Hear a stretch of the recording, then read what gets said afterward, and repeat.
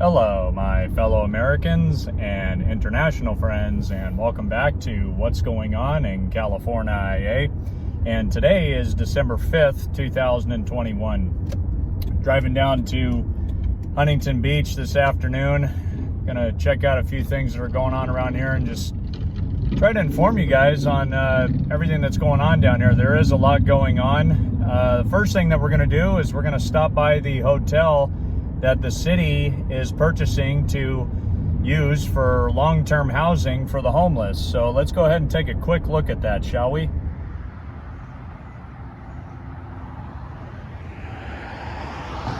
(17251) Beach Boulevard, Huntington Beach, California. This is the hotel that they're going to use. Now, according to the Epic Times, this is all part of Project Home Key. Basically, that's California's program that converts properties into transitional housing for the homeless. And the city of Huntington Beach is asking the state of California for over $24 million for the first 5 years. Over $16 million will go toward purchasing and renovating the building, and about $8.5 million for the actual operational costs. And in addition to that, the city, meaning the city council, because I'm not sure the public approves of this that much. We'll talk more about that in just a moment. But the city council for Huntington Beach wants to pitch in $4.2 million toward the actual purchase. Now, Huntington Beach already opened a navigation center that has 174 beds in it, and they opened that one so they could enforce, their vagrancy and anti-camping laws. And this goes back to me saying that regular people need to start getting involved at the local level, because this decision was made by the Huntington Beach City Council in secret. It was on a Wednesday afternoon at 2 o'clock. Most people are still at work around that time, right? So they made the vote during a special meeting, which only requires notifying the public just 1 day in advance. And on top of that, they buried the vote in a consent calendar item instead of a separate agendized item. Usually for a $4.2 million transaction, you'd make that a separate item, would you not? Not stashed under the consent calendar. But anyway, let's head down to the Talbert Marsh, and then we'll talk a little bit more about what's going on here in Huntington. So as we stand here in Surf City, USA, you can see right behind me here is the Talbert Marsh, which of course is a very important spot for bird migration. But since we're in Huntington Beach, let's talk a little bit about offshore drilling, shall we?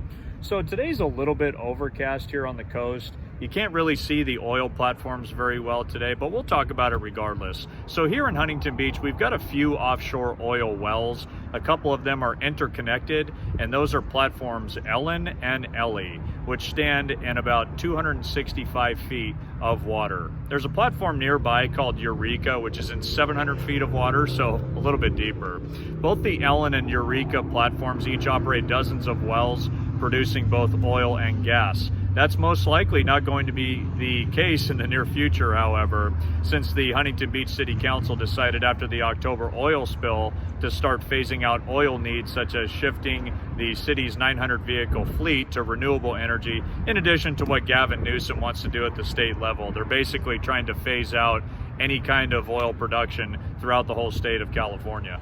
This right here used to be a repository for oil waste. It's right off of Magnolia and Hamilton. It also used to be a landfill from the 1930s to the 1980s. The state of California has been trying to clean this up for a little while now. So when we talk about offshore drilling, offshore oil rigs are inherently a higher cost, higher risk method of oil extraction, but the oceans are, of course, home to a huge proportion of the world's oil reserves. So if there are no more low-cost oil fields on land, that's where the companies go. In fact, the Santa Barbara Channel, about 100 miles north of here, is home to one of the world's largest fields that naturally seeps oil and gas. And Platform Holly, which sits right off the coast of Santa Barbara, had its platform workers saying that oil and gas seepage actually got worse when production stopped back in 2015 up there. So it just goes to show you that where there's a spot where it naturally seeps oil and gas, it's probably better to actually produce the oil rather than just turn off the oil rig platform and walk away from it. And that's essentially what's going on there right now up in Santa Barbara, as they're decommissioning all of their oil rig platforms off the coast. So it's not a question of if we have enough, it's more of a question of how much government control will there be. And obviously with more government control, that's not going to be good for the climate here in California. Let's bring the conversation back to Huntington Beach though for a moment. So if we go all the way back to the year 1901, the town was called Pacific City, and the town was intended to be the Pacific version of Atlantic City, kind of like a tourist destination beach resort town. And according to city historian Jerry Person, land was so cheap that an East Coast publisher gave away property parcels as a bonus with the purchase of a full set of the Encyclopedia Americana. It actually wasn't until 1920 when the oil era truly began here and boomed all the way through the 1970s. But when oil prices crashed in the 80s, the oil wells became less lucrative. Real estate values were going way up, and angry homeowners complained about the noise and smell of the wells in their increasingly expensive neighborhoods. Plus, when you look at the overall history of oil in Huntington Beach, given that it's certainly had its fair share of oil spills, unfortunately, it's understandable that they don't want anything to do with oil anymore whatsoever. I mean, just when you take a look at the money side alone, the city makes millions from its hotels, not just from property taxes, but from a transient occupancy tax that brought it $16 million in 2019, much of it from the luxury hotels right over here along Pacific Coast Highway. Perhaps they're doing so well on that it's why the city just purchased that hotel that I showed you guys a little bit ago to house the homeless. Like that's the solution to the homeless problem, right? But anyway, they make just $632 grand a year in oil well license taxes and pipeline franchise fees, which amounts to about less than 1% of the general fund for the city of Huntington Beach. So oil isn't significant for Huntington Beach anymore, to say the least. Ever since the narrative in California has been to fight climate change, we've had rolling blackouts going on in various parts of the state simply because we're not producing enough energy as the sun goes down. It was great to say, let's go solar, but somebody had to figure out that solar is a daytime energy, and our state government doesn't have and has no plans to have the storage capability for that energy. And they're prohibited from building natural gas facilities to provide it. So we are inevitably going to be seeing rolling blackouts for years to come here across the whole state of California if we don't change our policies. I'd like to call out Eleni Kounalakis, the Lieutenant Governor of the state of California. Part of her job as Lieutenant Governor is being chair of the State Lands Commission. State Lands oversees about 5 million acres of land in California, most of it being submerged. Any facilities up to 3 miles offshore that go into the shore are usually part of her purview, as well as dealing with overlapping jurisdiction with the Coastal Commission and the Ocean Protections Council. And according to the Ocean Protections Council, California communities spend more than $428 million annually to clean up and control plastic pollution.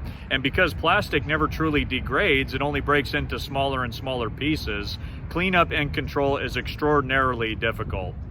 And this all brings me to my big point. You guys see these masks right here? There's millions of those in the ocean, and when those masks get into the ocean, they release dangerous pollutants, needless to say, including heavy metals and toxic dyes that can cause respiratory and gastrointestinal obstructions or death by starvation for much of the wildlife out there, among many other things. Most plastic particles are photooxidized when exposed to ultraviolet radiation, causing them to become brittle and fragment into microplastics. So, it's pretty amazing of the Ocean Protection Council and the Lieutenant Governor, talking about how they're telling you how we're fighting climate change, and they basically distract you with all that, and they want you to be concerned about what kind of pronouns that you're using when addressing somebody. And it's just amazing when, we've got all these masks in the ocean. It's like, where's the cleanup effort? All these tax dollars going to this, and that, and then they don't even use the money to do the right thing. But anyway, so that's what's going on in Huntington Beach. Really appreciate you guys watching my video today. As always, be sure to subscribe or don't. and share this video if you like it or love it. Always appreciate it, guys. Hit that like button, leave a comment, do whatever you like. God bless, take care, and we'll see you all next time.